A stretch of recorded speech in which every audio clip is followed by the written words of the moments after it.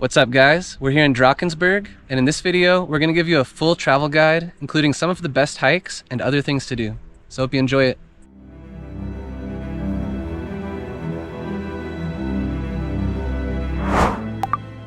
Spanning the border between South Africa's KwaZulu-Natal province and the country of Lesotho, Drakensberg is a majestic mountain range.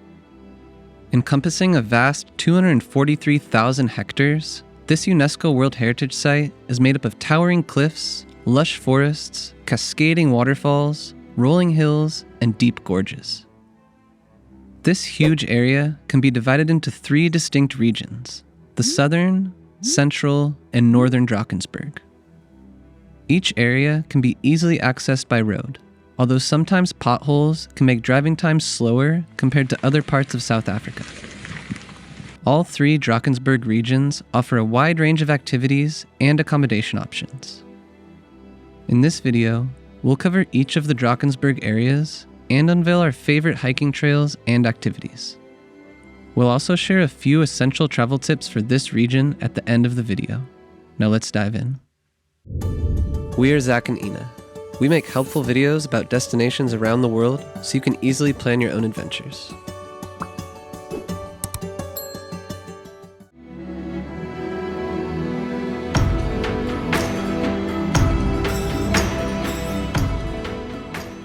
Broadly speaking, the southern parts of the Drakensberg lie between Bushman's Neck and Kamberg, including quaint towns like Underberg, which offer a charming base for exploring the region's diverse offerings.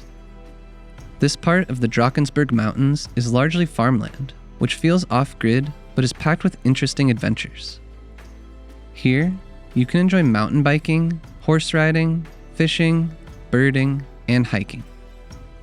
A trail we really enjoyed was the scenic Pillar Cave hike, which is a moderate 8.5 kilometer or 5.2 miles out and back.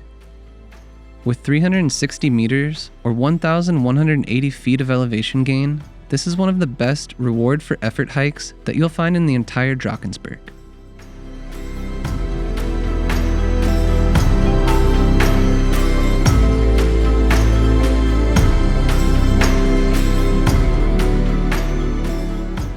Another popular hike in the area is Giant's Cup Trail, which takes at least 3 days to complete.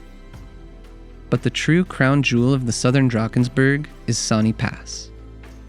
This is the highest altitude pass in South Africa, which you can only traverse in a 4x4 vehicle. At the top, you'll reach the border of Lesotho at a staggering 2,874 meters or 9,430 feet. On the plateau, you can dine at the highest pub in Africa, immerse yourself in Basotho culture by visiting a local village, or even embark on a multi-day adventure into Lesotho itself. We did this as a day tour from Underberg, and we left a link to the tour that we booked in the description below the video. During the trip, our guide gave us some really interesting background on the blankets used in Basotho culture. So there's a side for ladies and side for men on one blanket. To the bottom there's a stand. What about this side? No. Nothing. Yeah. This is ladies' side. For the ladies, those who are married, they wear their blankets like this, so that it can be easy for them to feed their babies. Over the men. This corner, if you are right-handed, must be in. Arm is free. So that you can hold your sting.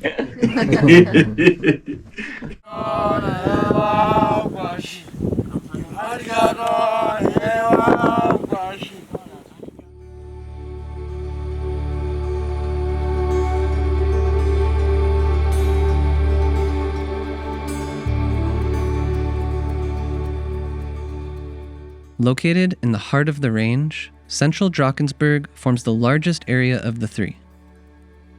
Encompassing Giant's Castle, Champagne Valley, Monk's Cole, and Inyasuti, this vast region boasts the park's most dramatic scenery. Towering peaks pierce the sky, all exceeding 3,000 meters or 9,840 feet and ranking among the highest in Drakensberg.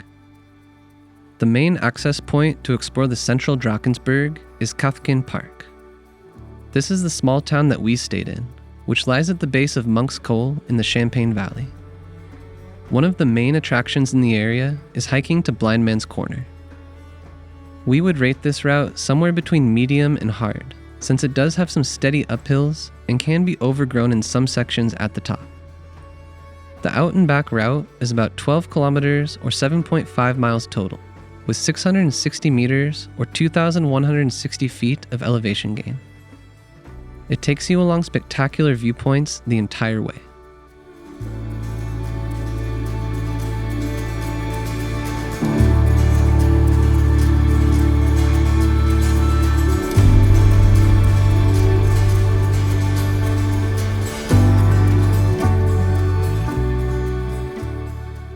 An easier alternative hike in this area is Nandi Falls, which takes you to the bottom of a waterfall. But apart from hiking, this valley is also the cultural heart of the region. It's home to the world-renowned Drakensberg Boys Choir, a boarding school where music shines in holistic education. Generally, you can catch a performance on Wednesdays at 3:30 p.m., but make sure to check the schedule beforehand. We weren't allowed to film the performance, but you can trust us, it's definitely worth it. And if you're looking for a nice place to wind down in Cathkin Park at the end of the day, we recommend checking out the Drakensberg Brewery. A local pint here hits the spot after a day in the mountains.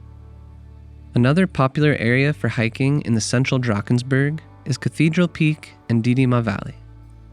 One moderate trail we really enjoyed here was Rainbow Gorge, which was 5.5 kilometers or 3.5 miles round trip and had sweeping green peaks and flowing water in the gorge below.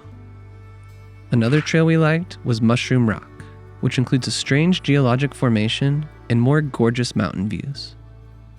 This one can also be extended into a loop and offers some spectacular vistas overlooking the valley. But if you're looking for a more challenging hike, then the mighty Cathedral Peak might be a good alternative. This trail takes about 9 to 10 hours to complete and is best done with a guide if you want to reach the summit. And even if you're not planning on hiking here, you can still enjoy views of the main mountain range from the Cathedral Peak Hotel or from your car on the lowlands roads.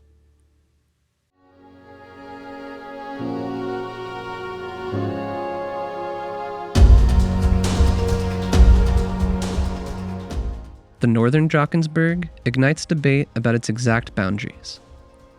Some define it as stretching from the Royal Natal National Park south to Cathedral Peak, while others encompass the Golden Gate Highlands National Park to the north. But one thing's for certain, it's home to the iconic amphitheater, a colossal rock wall that's arguably the most photographed feature of the entire Drakensberg. Here, the Tugela Falls plummets about 947 meters or 3,110 feet, making it the second highest waterfall in the world. If you have a head for heights, you can hike to get a view of the amphitheater and Tugela Falls via the Sentinel Peak Trail. This is one of the most famous hikes in the Drakensberg area and is a little over 13 kilometers or 8 miles round trip. To start this trail, you'll first need to get to Sentinel Car Park, which is only reachable with a 4x4. If you don't have a 4-wheel drive car, you need to book a shuttle from the Vitsiehoek Mountain Lodge, about 8 kilometers down the mountain. Check out the description below the video for more details on booking that. The hike itself takes approximately 5 to 6 hours total and can be completed as a loop if you go up the chain ladders and then down the gully. So we made it to the ladders here, and they're pretty tall and a little bit intimidating, but they're safe and sturdy, so we're gonna go up them. If you're too scared of these ladders, you can also just go up the gully instead and skip them.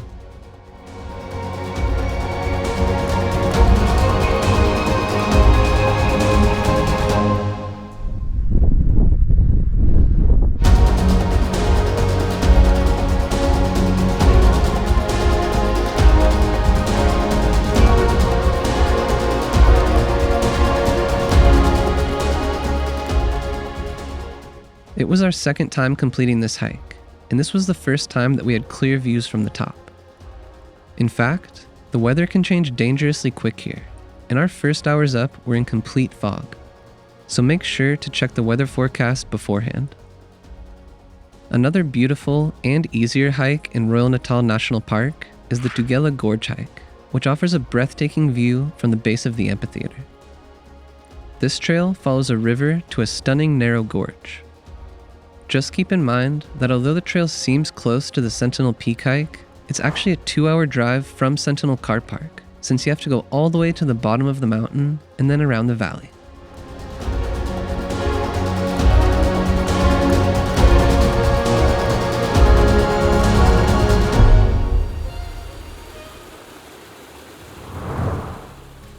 As we promised at the beginning of the video, we'll now share a few travel tips for Drakensberg. First, the best time for hiking is between April and May, or September and October. The days are warm at this time, but not too hot. During the hotter summer months, you're likely to experience many thunderstorms. We visited during the middle of March, and it was still pretty warm, but the mountain slopes were also very green. The Drakensberg Mountains are vast, and driving between each region or valley can take an hour or two due to road conditions and distances. If you're limited on time, it's best to stick to 1 or 2 areas. We visited the Drakensberg Mountains for 2 weeks in total, and were able to see the north, some parts of the central, and the south. The north is probably our favorite area, but it also seems to be the most variable in terms of weather. All the different entrance points of the park charge a daily conservation fee, which you'll need to pay in cash. Sometimes it's also possible to pay by credit card, but don't count on it. Fees range from 45 Rand to 60 Rand per person. You should also know that the Drakensberg beauty comes with a side of adventure. Some trails may be less maintained than others. We ran into this issue ourselves when attempting a less popular trail, known as Baboon Rock. We had to turn around pretty quickly into the trail as the grass was incredibly high. Proper footwear, good navigation skills, and a healthy dose of caution are essential. Finally, if the grass gets high on any of the hiking trails that you're doing, be extra cautious of snakes. There are poisonous snakes, such as the puff adder in Drakensberg. And if you do see a poisonous one, give it space and don't proceed unless it moves far out of your direction. Hiking with poles does give you a small bit of protection in case a snake would attack. If you're planning your South Africa trip, we recommend keeping things organized with our interactive travel planner. Find a discount code in the description below the video. We also included important links that you'll need for your Drakensberg trip in the description, such as a full travel guide with a map of where to stay and eat. We'll catch you on the next adventure.